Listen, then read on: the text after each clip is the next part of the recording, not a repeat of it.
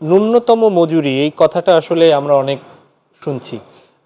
একটা হচ্ছে গার্মেন্টস সেক্টরের ন্যূনতম মজুরি এখন কত মোটামুটি বাস্তবায়ন হচ্ছে, সেক্ষেত্রে সকল, কেউ তো ক্ষুদ্রও আছে, গার্মেন্ট তো বড় পোশাক শিল্প আছে, ছোট শিল্প আছে, সবার জন্য কি একই হার?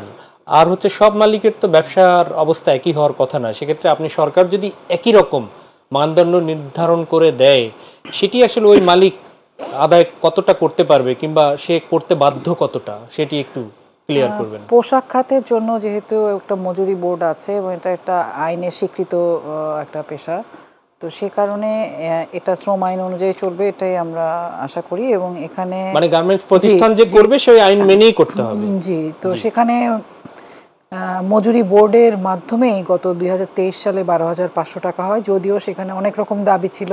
জি, আমরা 25,000 টাকা মজুরি কথা বলেছিলাম, কিন্তু সেখানে সেই মজুরি বোর্ড থেকে 12,500 টাকা করা হয়। কিন্তু আমরা সেই মজুরি বোর্ডটা আসলে প্রশ্নবিদ্ধ মজুরি বোর্ড ছিল। আমরা যেভাবে ফ্যাসিবাদী সরকারকে দেখেছি যে তারা তাদের ক্ষমতাকে নানান লুটপাটের কেন্দ্র হিসেবে পরিণত করেছিল, তেমনি মজুরি বোর্ডেও আমরা আসলে মালিক, সরকার বা শ্রমিকের যে প্রতিনিধিত্ব সেটাকে খুব আলাদা করে দেখতে পাইনি, নিরপেক্ষ প্রতিনিধিত্ব সেটা ছিল না।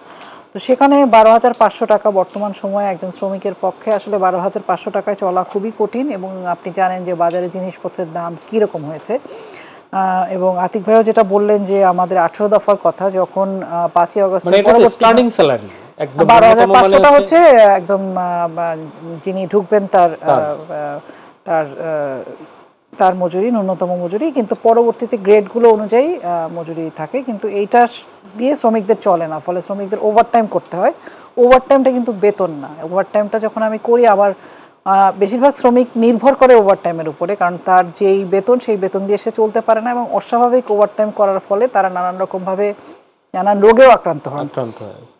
আর আমরা যে 5ই আগস্টের পরে যখন দেখলাম যে সারা বাংলাদেশের মানুষ কথা বলছে, একটা দমবন্ধ অবস্থা থেকে যখন আমাদের কথা বলার পরিবেশ তৈরি হয়, তখন কিন্তু আমরা দেখি যে দাবি দেওয়া আসে এবং শ্রমিকরা তখন দাবি তুলেছিল, এবং আমরা এটাকে কিন্তু ইতিবাচক হিসেবে দেখেছি।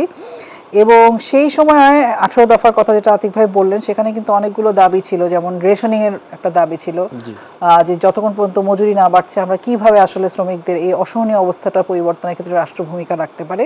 সেখানে হাজিরা বোনাস, নাইট বিল, টিফিন বিল এগুলো বৃদ্ধির একটা প্রসঙ্গ ছিল, ইনক্রিমেন্টের বিষয় ছিল, এবং মজুরি মূল্যায়ন সহ আরও কিছু 18টি দফা ছিল। এবং তার মধ্যে কিন্তু নাইট বিল, টিফিন বিল এবং হাজিরা বোনাস এগুলো বাড়ে, এবং কিছুদিন আগে ইনক্রিমেন্টও বেড়েছে। গত 15 বছরে যে ইনক্রিমেন্ট আমরা আসলে বাড়াতে পারিনি, সেটা আমরা মনে করি যে একটা ইতিবাচক দিক, যে এভাবে কিছু দাবি আমাদের 18 দফার মধ্যে কিছু দাবি ছিল তাৎক্ষণিকভাবে পূরণ করার, যেমন কিছু জায়গায় টিসিসির মাধ্যমে স্বল্প মূল্যে যে খাবার সেটা কিছু জায়গায় দেওয়ার কথা। আর বাকি সবগুলো যে 18 দফার কিছু আছে মানে একটু লম্বা সময় ধরে আমাদের হয়তো মানে সেটা বাস্তবায়নের জন্য সময় নিতে হবে, কিছু মাঝারি সময়ের মধ্যে এটা করতে পারবে, এরকম ভাবে আমরা দেখছি।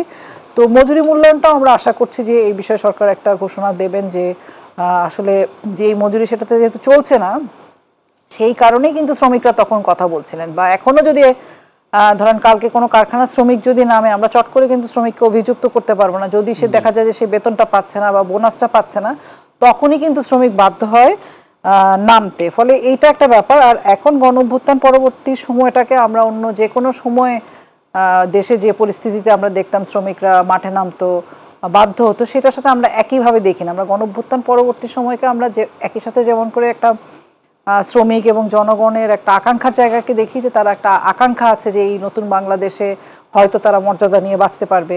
তো সেই আকাঙ্ক্ষার জায়গা থেকে যেমন তারা কথা বলতে চায়, তেমনি আমরা দেখেছি যখন আমরা 18 দফা করেছি, সেই সময়ে 18 দফা যাতে বাস্তবায়িত না হয়, এবং ফ্যাসিবাদের যারা দোসর ছিলেন নানাভাবে শ্রম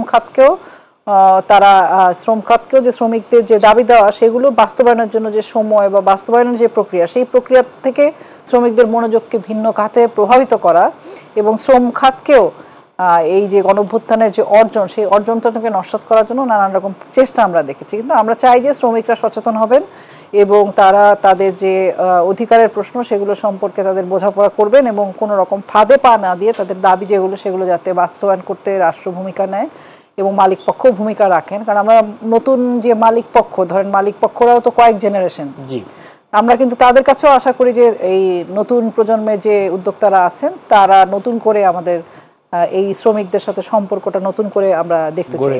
জি